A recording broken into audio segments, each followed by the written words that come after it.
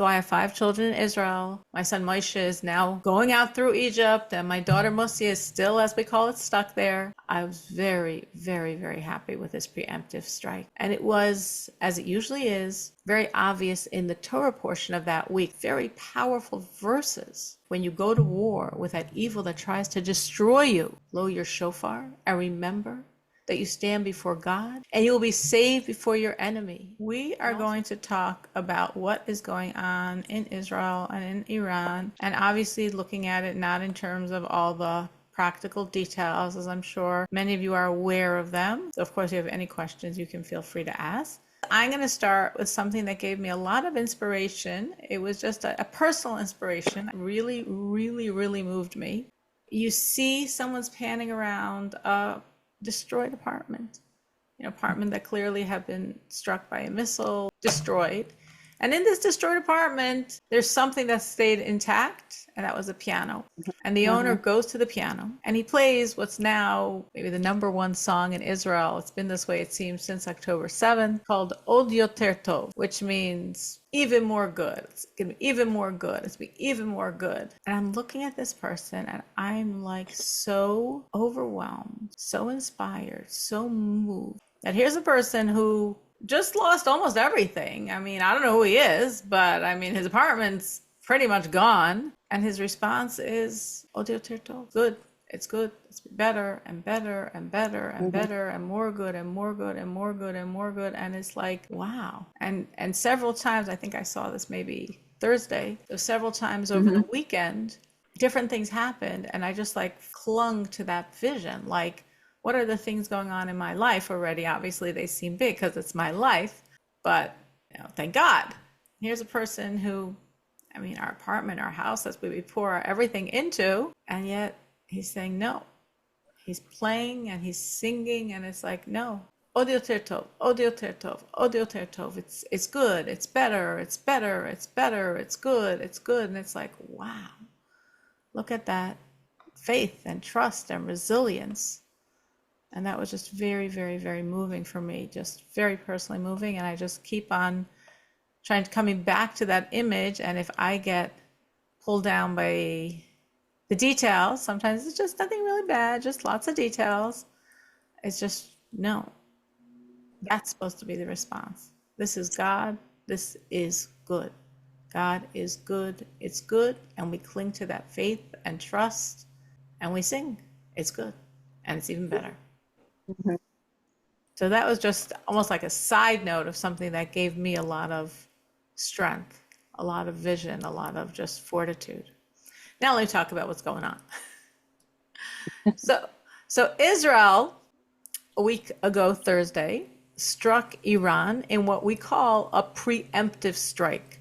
A preemptive strike meaning we didn't wait until Iran had a nuclear bomb. We didn't wait until they bombed us with their 2,000 ballistic missiles. We struck them first. And this concept of a preemptive strike is really significant in terms of how we are supposed to behave. And it's very clear, actually, looking in the history of Israel, the difference of when Israel strikes preemptively or unfortunately does not. And we see this in 2 critical wars Israel had. I know some of you know a lot of the history, and probably some of you know less of the history. So maybe I'm going to bore some and go too quickly for others, but feel free to ask. So we had in 1967, and then we had again in 1973, we had 2 major wars in Israel. And in both of them, basically the players were Egypt and Syria. Egypt is south of Israel, Syria is north of Israel, Jordan is to the east of Israel. And the Arab nations are usually pretty straight about their hatred and desire to wipe Israel off the map. Like, we're not being subtle here. We're not pretending to be friends and stabbing us in our back. We just go straight. So in 1967, Egypt from the south, Syria from the north, a lot of rhetoric about this is it. This is time. We're massing up. We are going to wipe Israel off the face of the map. And the generals, obviously, I mean, everybody knew this. It wasn't, no secrets here. The generals in Israel kept pushing the politicians, the political leaders of Israel. At that time, the prime minister's name was Levi Eshkol. to we've got to strike first. They're going to strike us. They're going to destroy us. That's what they want to do. We have to strike first. And, we don't want to strike first. What will the world think? What will the world think? We always got to be the good guys, which means we've got to be the ones that got hurt. But with the help of God, the prime minister agreed, and the Israeli planes flew under the radar, went to Egypt, and in one blow destroyed all of the Egyptian Air Force. Interesting PS to that, this was just found out very recently, when they were flying back, now they didn't have to be worried about the radars because they destroyed the Air Force, and they're flying through the skies. There was a nation called Jordan who's directly east of Israel.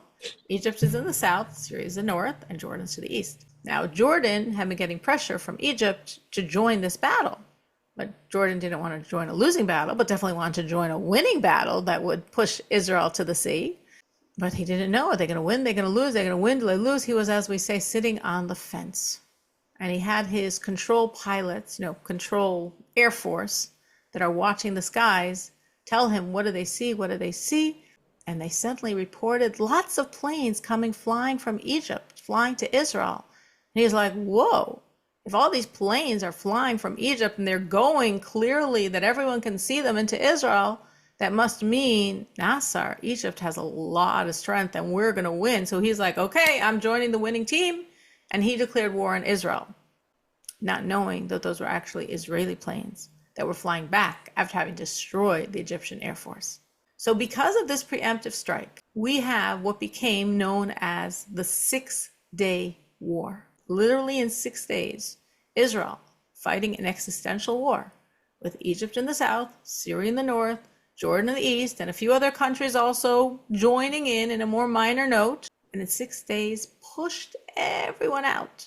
Obviously, it was the hand of God. Obviously, it was a miracle. This famous story where a Jewish kid, where the general in West Point was teaching all the different major battles of the 20th century. This Jew doesn't hear one word about any of the battles in Israel. And he goes up like, well, what about Israel? I said, West Point, we don't teach miracles.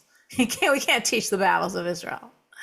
So obviously it's a miracle, yet still we have to work within nature, and with God's miraculous help, pushed Egypt all the way back, which gave us the Sinai, pushed Jordan all the way back, that gave us the West Bank, Jerusalem, Hebron, Cave of the Patriarchs, pushed Syria back, that gave us the Golan Heights. Israel so much expanded her borders in 6 days.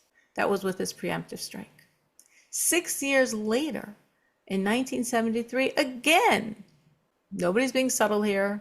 The Israeli intelligence knew exactly what was happening. And again, Egypt and Syria, that's it. We're going to destroy Israel. We're 6 years later.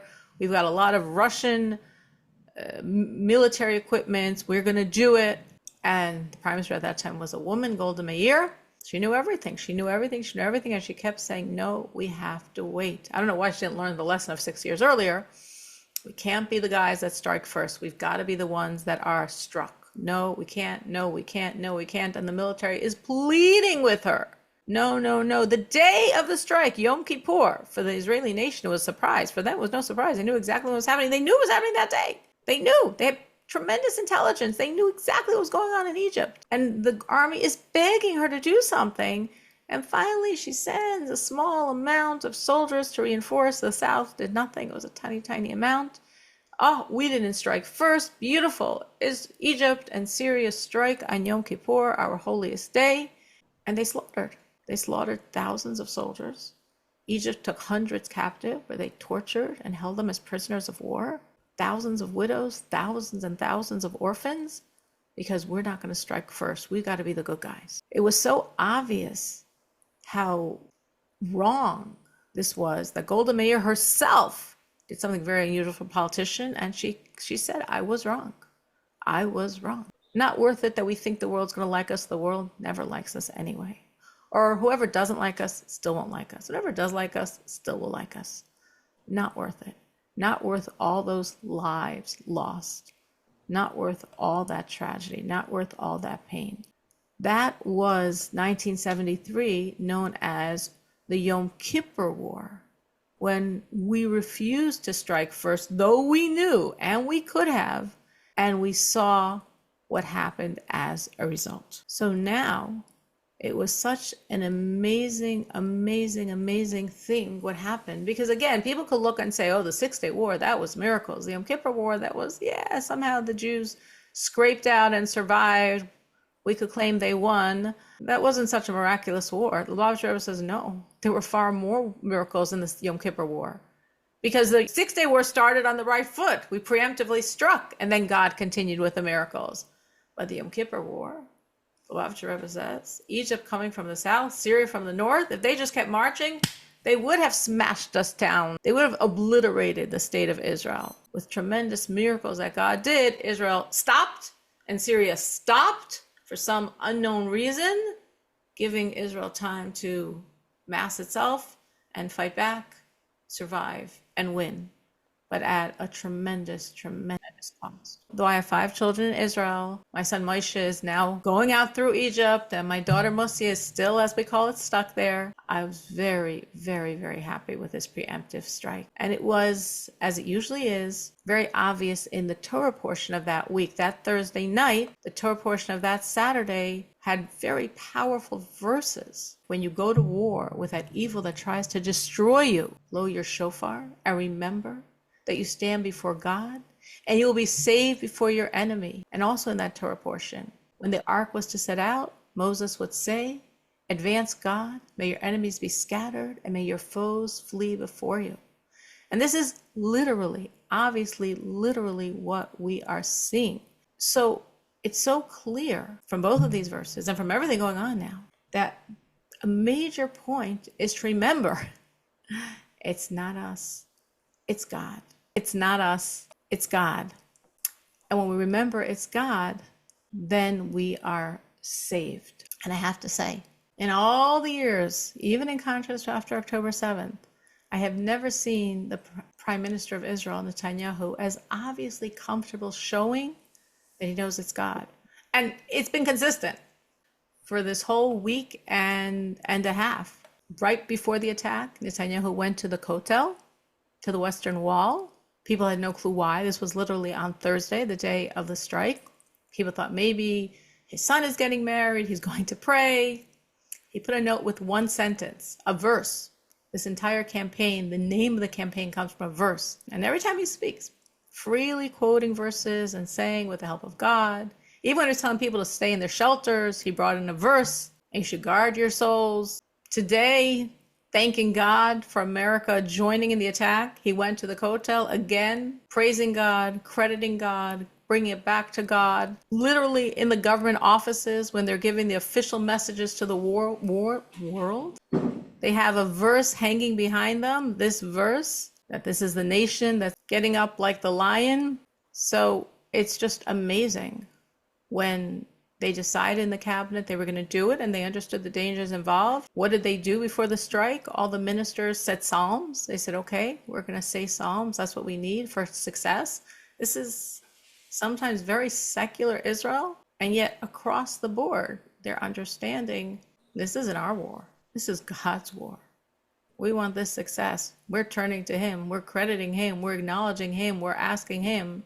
This is God's war. You know, after the Entebbe raid in 1976, Lubavitcher Rebbe said that when Jews work beyond nature and yet within nature, without fear, they break boundaries and triumph miraculously in a way that manifests to the entire world that there's a master to this world. Now, of course, in 1976, Entebbe was totally beyond nature. Within nature, I mean, we had planes and we had soldiers and we had training for like 2.5 days to do something that seemed impossible and yet completely succeeded.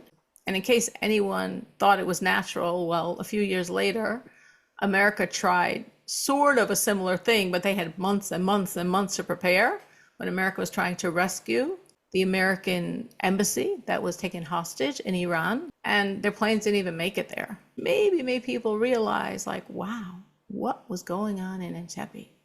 There is a God. There is a God to this world. And these words that the Rebbe said after Entebbe are like so resonating now. Totally beyond nature. You're going where? And you, this tiny nation, and you're attacking and you're destroying and you're beyond nature, but within nature and without fear. Fearless, smashing the boundaries, experiencing miracle after miracle after miracle, and reminding the world, reminding the Jewish people, and reminding the world there is a God. And I think it's such an obvious sign of the Jews recognizing the huge significance of what's happening, that basically the entire country is backing, is united behind this war, this destruction of this existential threat, of this evil of Iran, even though it's hard, night after night after night, getting woken up by the sirens, running down to a bomb shelter. Some people it's in the basement, some people it's in the next basement, some people it's further, going with little children. It's very hard, but it doesn't take away the understanding that, yes, this is God's war and we're very grateful. And it's really amazing when I think about it, because after October 7th, when I realized that Iran is the force behind Hamas, behind Hezbollah, behind the Houthis, it's all coming from Iran, as they call it, that axis. But I thought, how could Israel destroy Iran? Then when God did his thing and the leader, the president, whatever he was called, of Iran, his helicopter crashed, and I was like, okay, God can destroy that evil, but it didn't stop the country much. But how could we stop Iran? And that's exactly what's happening. Put this in perspective. Israel, just look at the numbers. Israel has a population of 9.75 million. Iran has a population of over 90 million, about 9 million to over 90 million. If you look at the map, look at the size, this tiny little sliver that's Israel, this huge country that's Iran. So here, that tiny little country of 9+ million is taking on a country over 900 miles away, flying over 900 to 1,000 miles, depending where they're flying to. This massive country compared to Israel, 10 times the population, which obviously means 10 times the resources, a country that can send drones. Iran has loads of drones. It takes them 9 hours to get there. Basically, they've all been shot down by Israel before they get to their borders. They have cruise missiles that takes 2 hours, and they have ballistic missiles. Does anyone know how long it takes a ballistic missile to travel over 900 miles from Iran to Israel? 12 minutes. It takes 12 minutes. 12 minutes. And they started the war with 2,000 ballistic missiles. Look what is happening. Any thoughts on what I've said so far? Any thoughts, any reflections? I've been some of the news in that, and of course it's the news that says, putting down what had happened, especially the last several days, and I'm listening to them and I go, well, the intel that Israel has, we don't have here. So how could you be criticizing when you don't know what Israel knows, and that the information in that? And I think I had heard that Iran was like 5 days from putting, one of their big bombs, that while President Trump sent our, guys over there to bomb. Yeah, because I wasn't quite understanding, exactly what was going on. Why was Israel starting to, attack Iran? But now I realize that Iran back, like you said, the Houthis and all of them that are trying to destroy Israel, and them saying that. I mean, them saying that we want to obliterate. I know I didn't say that word right, but to every last Jew they want to get rid of, and that. And I kept on hearing, well, Iran is backing these different groups, and that. So with you sharing, and that, I have a more of an understanding, because in the beginning I didn't, and I go, is Israel going to forget about the hostages and that? Because you know how news is, and you hear more of that. And I listen to I-24 English from Tel Aviv, the news agency from there. And I'm going, don't forget about the people in Gaza, the captives and that, you know, and they just found three captives that were murdered. Yes. So I thank you for putting that in perspective, you know. Absolutely. And I think what you're saying highlights a few things, Linda. First of all, it's very hard news, unfortunately. Like very hard. You got to really vet your news sources. So it sounds like you Yeah. are, but very hard, very, very, very hard. And I try not to watch or read. I don't watch anything, and I try not to read anything. And then I sometimes fail and read, or you read and hear such stupidity. But then sometimes you find something good, but through a lot of stupidity. Absolutely. But yes, this is definitely not forgetting about Gaza. It's the opposite. With the weakness, it sort of goes in both directions. The reason that Israel was able to attack now is because these proxies of Hezbollah and Hamas and the Houthis are so weakened by all of their engagements with Israel since October 7th that therefore Israel knew they wouldn't be able to harm them if they're busy fighting Iran. The rumors, who knows, is that Iran told Hezbollah to strike, and Hezbollah said, we can't. That's the rumors. Who knows? So on one hand, because of Hamas and Hezbollah and the Houthis' weakness after this year and a half of fighting Israel, that's why Israel can do it. This is their window of opportunity. At the same time, conversely, the more Iran is destroyed, these other terrorist proxy groups fall apart because Iran is their source of instruction, education, so to speak, in all of these military tactics, weaponry, arms, funds. All of Iran's resources are going into their goals. Their twofold goal: destruction of Israel, destruction of America. There was a woman in a different class I gave, a Jewish class, that she originally grew up in Persia. When she was a young girl, her family got out, a Jewish girl, and she said in Persia, you have to, no one can know you're Jewish. So nobody knew she was Jewish. And she went to a school where 1,000 Muslim girls, I mean, if there were other Jewish girls there, they were also pretending to be Muslim. She didn't know. 1,000 Muslim girls. And every morning they go out and they start with the prayers. And the prayers are the destruction of Israel, the destruction of America. She would see the principal stomping on Israeli and American flags. This was just day in, day out. Little innocent children are being raised on, we have to destroy the small Satan of Israel and the big Satan of America. Overt. And this is years ago. This is probably 40 years ago when she experienced this. So yes, and Israel and America know this very, very well. So when we speak of an existential threat, why is it now an existential threat? Because they were coming that close. They already, we know, enriched their uranium to 80%. It's very easy to get from there to what you need for an atomic bomb. I think for commercial use, they say you need like 10%. You're getting to 60, 70, 80%, you're trying to build a bomb. And once you have that bomb, you have the power to do a lot of bad in the world. That's why I heard some, again, not very smart commentators saying something like, I don't understand. Why is Saudi Arabia not protesting? Why is Egypt not protesting? Where's Kuwait? Where's the Emirates?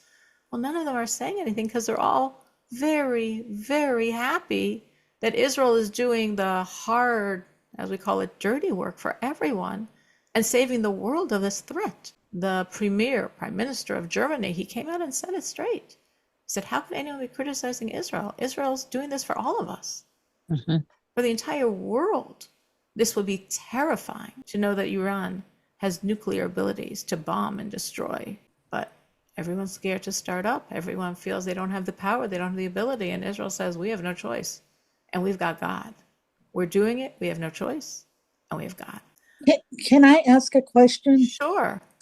I mean, they teach us a lot of history, but not really world history. So I know what I know, but there's a lot I do not know. Okay. The Iran, I'm just going to put it out here and then you can answer it. I know there's conflict between Iran and Israel. I don't understand the full basis of it, except that it's a religious war.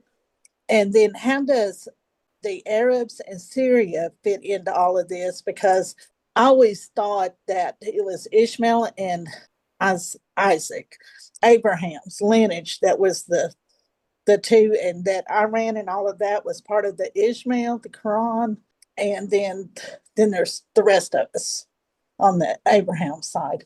Can you give me real history, real knowledge? I can try. You asked a very broad question. I could try to answer it. Yeah, And just after I narrow it finish, down you could simply, tell me and then what I didn't answer, Lisa, because that was a broad question. So yeah, if you can narrow it down to a I'm going to footnote, then try I to can narrow look it it up. down. And then, but I'm sure I'm not going to answer everything because you asked a very smart, intelligent, and broad question. So I'm going to give you my best, and then you can tell me what you want that I didn't say. So I'm going to go current, which is what you were asking, and then going historically, because that's how you phrase your question. In terms of current, there's two types of Muslims, Shiites and Sunni Muslims. Basically today, like in the 21st century, the Sunni Muslims are the more, we might call them part of the modern world Muslims, where they're religious Muslims, but not that they're using their religion. They haven't absorbed from their religion this creed of we have to conquer the world with our religion. Shiite Muslims today as a whole are very radicalized, and they really take many parts of the Quran very literally, that we have to fight this holy war and conquer and kill out anyone who's not a Shiite Muslim. So let's say Saudi Arabia, they're Sunni Muslims. That's why they're willing to make peace with America and work with the world, and they like everybody else in the world. They want to have a richer country, more productivity. That's what they're looking for. Let's have a good life. But the Shiites, which Iran, Hamas, Hezbollah, it's religious fervor. They want to conquer the world, meaning anyone who's not a Shiite Muslim should be killed by the sword, which of course includes Jews and Christians. And probably ultimately they'd like to get rid of the Sunni Muslims also, though they're not saying that. They're just saying the Christians and the Jews. The Jew is right there. The Christians are not as overt in the Middle East, but they're going to come next. That's why after Israel, it's America. That was in terms of why do they hate us. In terms of Syria, so Syria is actually part of, again, this all comes from October 7th. If you understand the current geopolitical situation, yes, I mean, keeping up with all that. Syria was controlled for years by one family that had seized control. Mm-hmm. And that family was part of the Shiite Muslim group. And they had their backbone was basically Iran and Russia. And Russia and Iran were fueling lots and lots of money and military to Syria, to the Assad regime, to maintain a very, very, very brutal hold on the Syrian population, which includes Shiite Muslims and Sunni Muslims and obviously tiny Jews and small Christians and Druzim. Brutal, brutal, brutal, brutal regime. Because of October 7th, that actually is part of what led to the fall of Assad's regime, because people have been trying to rebel for years.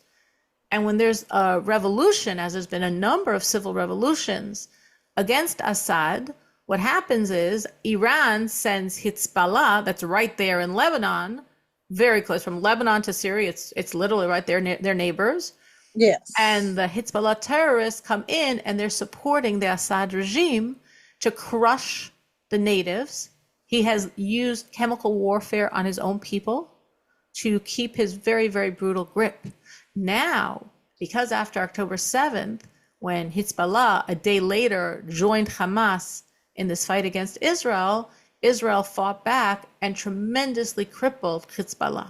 So therefore, a few months ago, when the Syrians revolted one more time, they've been doing this for years, now we don't have a strong Hezbollah that's going to come to Assad's help. And it was just like, it literally was like hand of God, how this regime fell apart. Officially, he has 500,000 soldiers. And you literally see that the heads of the army are telling the soldiers, go home, like forget it. And they literally, you see their soldiers stripping their uniform, throwing down their weapons and leaving. How did this army of 500,000, how were they not able to crush another revolution like they've had time after time? God said, we're done. We're done. We're changing the Middle East. And he fled. And because of that, that's another critical reason why Israel was able to attack. Because normally Syrian airspace, well, Syrian was just like a suburb of Iran. But now the government had shifted, and now the Syrians, I wouldn't say they're the friends of Israel, but they also want the destruction of Iran. So, your enemy and my enemy is the same enemy. We can already do some things together. Jordan, we know also, is Jordan our best friend? We have a treaty. And because Jordan is so weak, Israel has been doing things to protect Jordan from the Syrian revolution. So Jordan also is like, my enemy and your enemy, and we're friends. And so all of these practical factors are really this tremendous window of opportunity that God created for us to remove this horrific evil from the world. Going back to the roots, yes, you are correct. Okay, all that actually just really put a lot for me together, and I appreciate your answer. I do remember on October 7th thinking they need to leave Israel and God's people alone because they're not going to win this. And people just don't understand. You don't mess with God, the Jews, Jewish, Israel. You just don't mess with God's people. And I've always understood that. I don't know why. It's just common sense. I think it's common sense. Well, but you can't stand up against God and clear vision, and not a clouded by hatred vision. Hatred of God or hatred of his people, or both. And I feel so bad for the people that are put in the middle of all of this, that it's not necessary. But I was kind of wondering why. But all of this really puts a lot of perspective into my need to understand, and I appreciate that. Thank you for answering my question. And in terms of the innocent Iranians, Netanyahu has been begging them, grab this opportunity and revolt. Right? Iran has never been weaker. This has been basically, it was in the 70s that Khomeini and the radicalized Shiite Muslims took over. Mm-hmm. Until then, Iran was ruled by, it was called the Shah. He was the leader of Iran, and he was very liberal. He wanted dealings with the West. Israel and Iran were very close. They had a lot of relationships going on. And then when Khomeini took over, suddenly this becomes this totalitarian regime of fanatical, radicalized Islamic power, where there's all these laws in place to suffocate the people under this Shiite rule. And anytime the people try anything, they're vicious. I'm saying women were trying not to cover their hair the way that the Shiites say you have to, and they would go out and they would blind them. Yeah. Guns that were targeting their eyes to blind them. If you think you're going to get away with not following the Quran as we say you have to. These are Muslims to Muslims. It's not Jews. These are Muslims to Muslims. They do hurt their own people, and I don't understand a lot of that. But definitely the people have been harmed for 50 some years, and maybe, who knows, maybe they will take this opportunity. The son of the Shah, who I believe lives now in America, keeps begging the people, this is the time. Run with it. Yes, and I've watched interviews with him. I have watched a lot of interviews with him, and his pleading to the Palestinians and the people and everything. And it's but they're going to do what they're going to do, and all we can do is keep praying to God. Exactly. So in terms of Ishmael, your other question, yes, Abraham had Isaac, and before that, 13 years before, really 14 years before, he had Ishmael. And Ishmael, not all Arabs, but many of the Arabs are descendants of Ishmael. And some of the Arabs look at the Jews with a more positive eye. We have the shared Abrahamic roots. And some, of course, are very radicalized. And if you're not a Muslim like us, we don't want you on this world. And that's what so many people in America don't understand, that yes, Israel is fighting for its survival. And by the way, the same people that want to destroy us want to destroy America as well. Yes. America is just a bigger and further target. But in terms of approach, there's no difference. America, Israel, it's all the same. Evil in the eyes of the Shiite Muslims. We have seen so many miracles, covert ones, for example, right before the attack, obviously America was informed of everything, and Trump and Netanyahu were playing this game that Iran shouldn't realize what was happening, but America did a major slip up. They pulled out all non-essential embassy workers from Iraq and other areas close to Iran, which was such an obvious sign to Iran that there's going to be some military action. Should have alarmed Iran. It should have made them cautious. The leaders and scientists should not have been sleeping in their beds Thursday night. And guess what? They had no idea. They had no idea. And all the generals were sleeping in their beds exactly where we wanted them to be. And all the nuclear scientists were sleeping in their beds exactly where we want them to be for their targeted assassinations. Targeted assassinations planned over 900 miles away. And we're hearing from the inside military sources, it's not that everything went according to plan, which is amazing considering the factors, the logistics, the distance. Everything went far better than planned. For example, they had no clue if they would get all the major generals that night. So Thursday night, right when they attacked, they woke up all of Israel. A siren went off the entire country at 3 a.m. telling them what? Telling them to wake up and go back to sleep because they weren't sure. If we missed some of those generals, they could send a coordinated instant response. Since all the targeted eliminations were successful, there was no one to coordinate the response. And eventually, quite a number of hours later, they sent out 100 missiles, all of which Israel knocked down before they even got into Israeli airspace. But Israel had estimated, knowing their strength, that they could send 1,000 ballistic missiles and 750 cruise missiles and drones instead of the 100 they eventually sent. That was a miracle. There's so many miracles saving lives. The assumption when the cabinet agreed to the war was that probably the numbers of casualties, again, we're not thinking about the fighter jets, we're talking about the civilians, because of course, Israel understood that Iran was going to target civilians as they literally shot a hospital. Well, the estimates was 800 with, a lot of protection to probably 4,000. And we're talking now, which is very sad, 24 people. Nothing near the 800, let alone the 4,000 mark. And miracle after miracle is saving these lives. This past Thursday night, we're talking a week later, in Hulon, there was a man married with a daughter, and he says about himself, I never go to the bomb shelters. Against my religion, so to speak. It's not, he's in an apartment, he's on the top floor, he'd have to schlep all the way down and go to the basement of the building. No way. He says, what does he do whenever there's an attack? He goes outside on his porch and takes videos. You see these videos of attacks. These are from the crazy people that are not in the bomb shelters. Then that night, Thursday night, he got a text message. How it got to his phone, nobody knows. Someone in Iran sending him a message, you should run, we're wiping you all out. And he responded with a lot of aggressive words back between him and some anonymous Iranian. And in the middle of the night, when the siren went off, he said to his wife, you know what? Let's go to the bomb shelter. Somehow impacted by that text conversation he had had a few hours earlier. He, his wife, his daughter went to the bomb shelter, and his apartment suffered a direct hit, destroyed.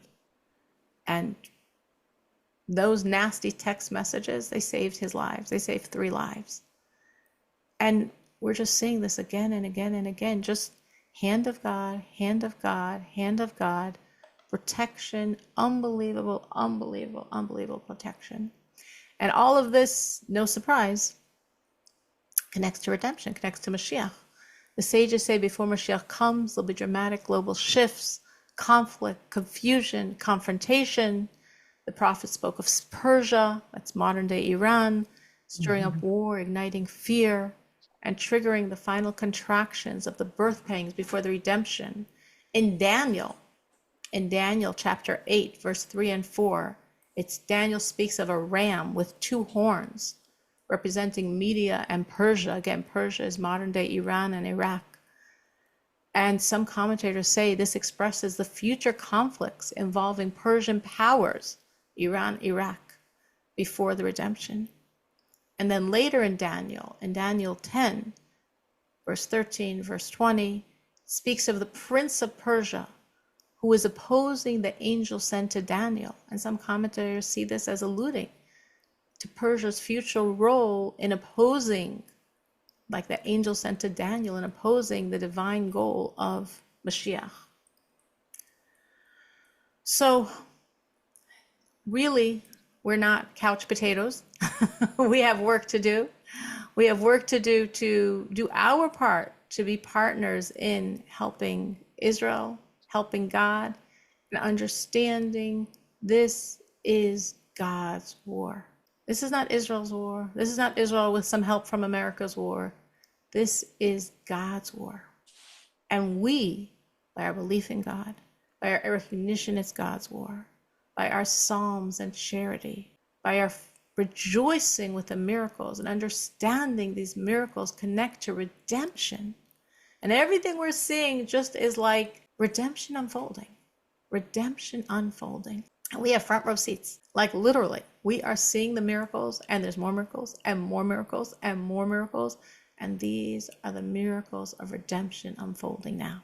And as we take active part in the process, by believing, by trusting, by being confident, by knowing Israel's the safest place in the world and God is protecting, by saying our psalms and giving extra charity and extra psalms and rejoicing in the unfolding miracles, in the unfolding redemption, in Mashiach, in God's absolute protection, we are not only in the know, we are helping make it happen. We become partners in the process.